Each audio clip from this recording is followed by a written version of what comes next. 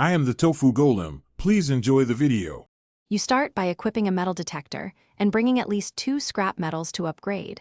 This accelerates finding titanium-rich wrecks. Once done, sail toward island-dense regions and scan for underwater debris fields, because titanium almost always hides in hulls or deep chests. Make sure to pack oxygen gear and healing items and mark promising sites on your map. You should prioritize larger wrecks. Those have higher chance for titanium nodes, so act quickly while your inventory and stamina are topped off. You now enter the detailed search phase. Dive inside each wreck and target engine rooms and cargo holds because titanium spawns near heavy machinery. Once inside, use your salvage cutter or pry tool on reinforced panels to reveal ore crates and scrap caches. That extraction method raises yield.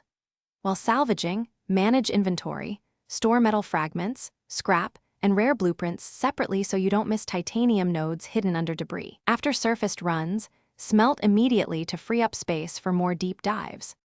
You finish by smelting all recovered ore to confirm titanium counts, then prioritize crafting essential items like a repair kit and building materials.